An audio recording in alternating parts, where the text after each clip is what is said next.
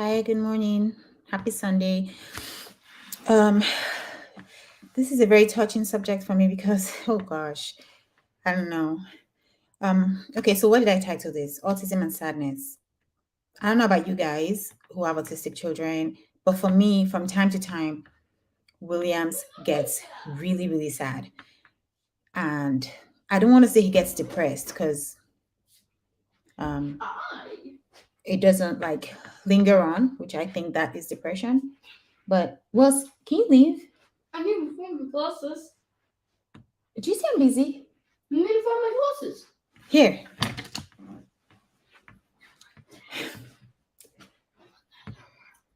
Bye. Close the door for me. Okay, so depression lingers on, but for Wells, I don't think it does, even though it's been like 3 days. So anyway, let me introduce myself. My name is Chibuzo. I'm just ranting. My name is Chibuzo Biose. I have one autistic son and one neurotypical daughter, but I'm a parenting coach for autism, especially for people who live in countries that do not have access to therapy or free therapy or affordable therapy. So I make videos on YouTube. I show therapy tips. I show growth moments and funny moments to give hope, and of course to give therapy tips to, again, people who do not have access to it. So today I'm talking about autism and sadness, and I believe that a lot of autistic kids go through this. So some of you parents know exactly what I'm talking about. Your child feeling some kind of depression, some kind of sadness from time to time. Autistic people are known for um, wanting to be sad, wanting to be pitiful, like they pity themselves so much, and feelings of suicide and all of those things, you know. And again, that's why it's very important that if you feel like your child is on the spectrum and you're not getting help yet, or you're on the fence, you don't know if your child is on the spectrum, I think it's best you get your child some help, some kind of therapy, or watch videos like mine, or share it with family and friends that you think this will help, just to get tips and just to know that you're not alone, and to also help your child understand what is going on with them and that they're not alone. Okay, so diving into the topic for today. So, like I said, Williams has been feeling some kind of sadness for many days now, 3 days. So yesterday was the third night that he talked about it. So like every single night for the past 3 days, Wells will say things like, I don't have any friends. I'm sad. And then he will cry. He will cry and he will say, I don't have any friends. Nobody likes me. Nobody wants to play with me, and all of that. And I think what's happening is that his friends are building new friendships. They're building new relationships, which is fine. Okay.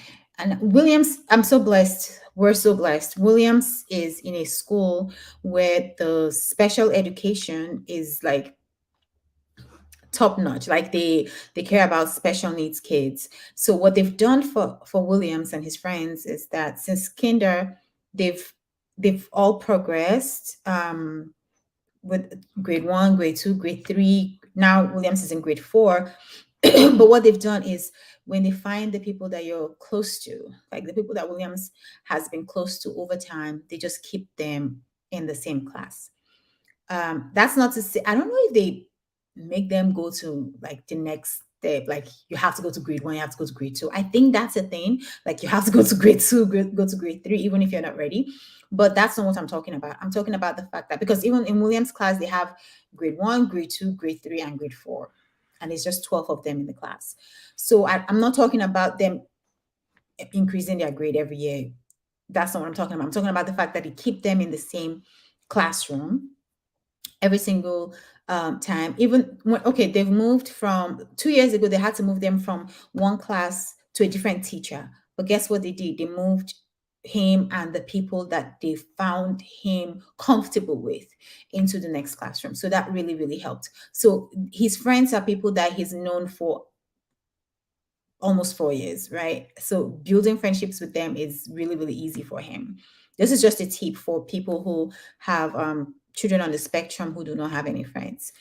It's important to build friendships slowly and to keep them in the lives of people that they're comfortable with for a very long time. In the beginning, it may not seem like they're building friendships, but over time, like in William's case, they start to get more comfortable with each other and talk more with each other and become more friendly with each other. So that's the case with Williams. But what has happened is, I think, like I said, that his friends are building new relationships and new friendships with other people, and this is causing Williams to have a serious meltdown. I'm in his mind, he's wondering like, why are they not playing with me, right? And Williams has also gone through this. Like his best friend is Renelle, and at one point he would go to school, come back home, and talk about playing with some other new friends. And I would be like, "What about Renelle? You didn't play with Renelle today?"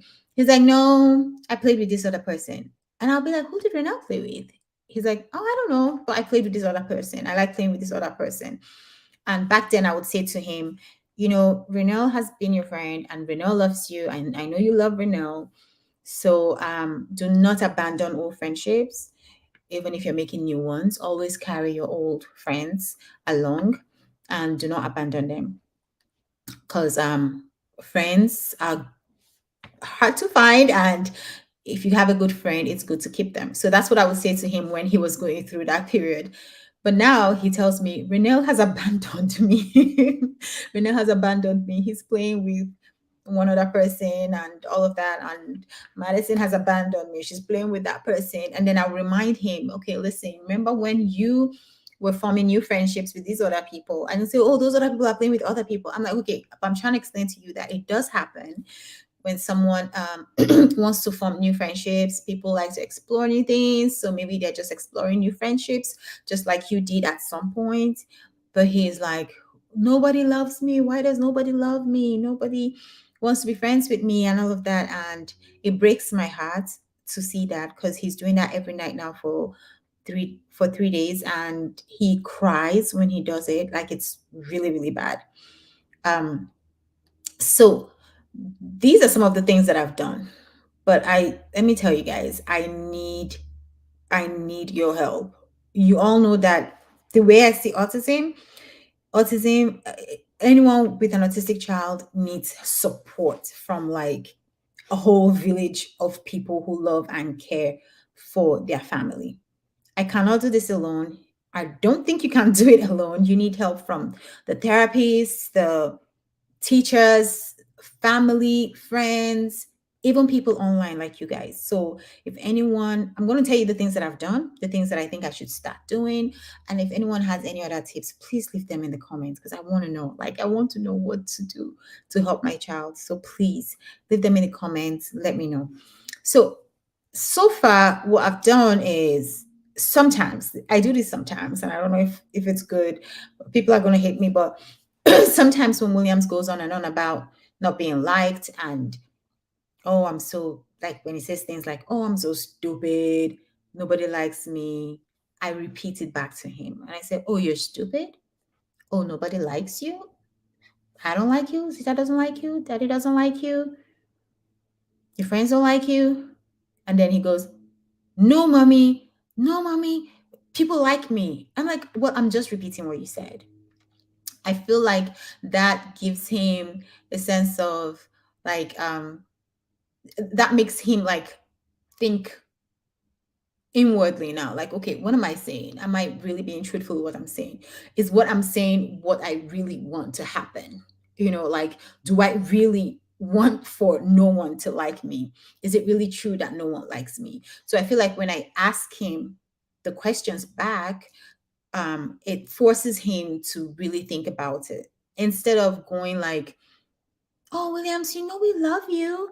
You guys know I'm not that type of mother, right? Like, I'm not, like, I just can't do it. Because I see some parents do that, like, oh, we love you. Oh, don't say that. We love you so much. And blah, blah, blah. For me, I feel like the child just keep going on and on and, oh, nobody loves me. I really don't know how to do that stuff. So what I do is I ask him, like, also, I don't love you. Also, Zita doesn't love you. Oh, you're stupid. Oh, thank you for letting me know that you're stupid.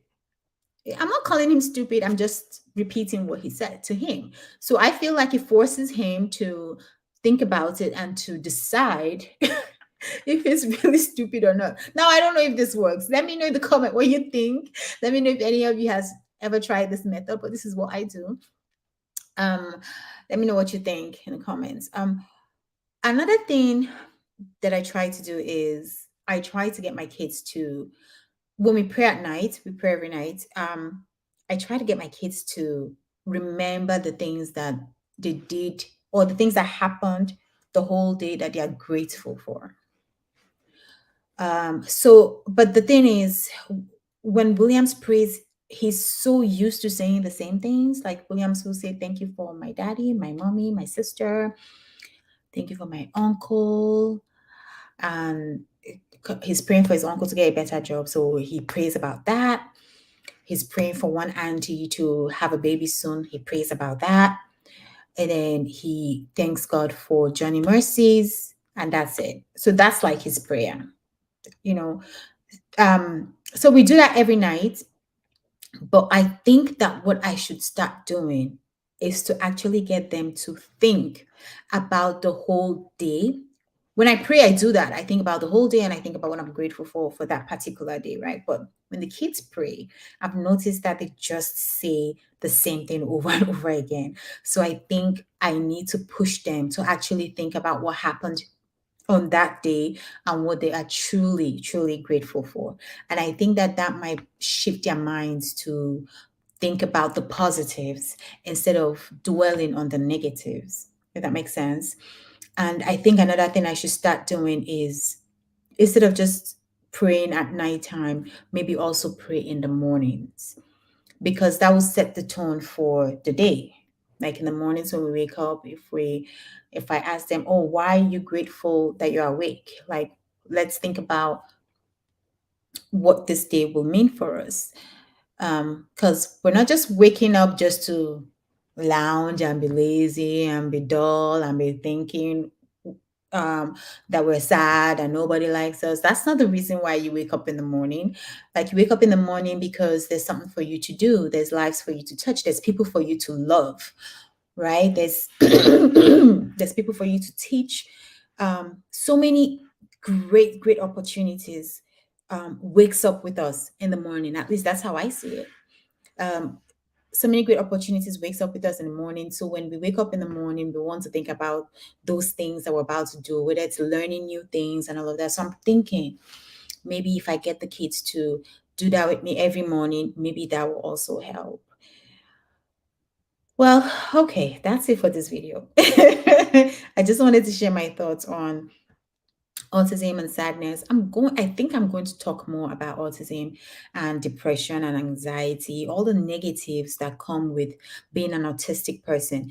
Let me tell you, this thing is real. Like, it's not something that they do on purpose, like, oh, they're just being sad just to get attention or anything like that. No, depression is real for everyone. Anxiety is real for everyone, but let me tell you, with autistic people, it's on a whole other level. It's on a whole other level. Okay, you shall get what I'm saying. It's another level. Like, they cannot stop it. Just because of the way their brains are formed, they are more prone to being depressed and anxious and all of those things. So I'm going to talk more about it. Maybe it will help someone, and um, maybe it will help someone. That's the goal of it, really, to help someone. Maybe it will help a parent to know how to navigate their child and all of that. So that's it for this video. I'm going to church. I don't see anybody live, but that's fine. You guys leave me a hashtag replay if you watch this later on. Again, like I said, please leave me comments on what you've done to help your own autistic children um, in their feelings of sadness or depression and all of those things. Let me know what tips that you've used. Okay, I told them to come. I told them to set the time and then come and say hi. Wells, come on. Come here. So that was good because I was already done. Ooh, Wells, say hi. Hi. Hi. Hi, bye, hi, bye, hi, bye. Hi, bye, Hi, hi, bye, bye, hi, hi, bye. bye, All hi. right, Wells, you want to turn it off? No, I'll turn it off. Thank you for watching Zita Mama Thank you for Mia. watching. Thank you for watching Zita Mama Mia. Thank you for watching Marita Salon Thank you for watching Zita Mama Turn it Mia. off, my friend. And please watch Zita Mama Mia in Well, YouTube. you're So using just the right search button Zita instead of Mama the Mia in YouTube. Bye. Who else is still using the right button?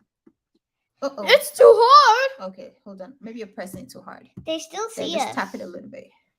You want to tap it here?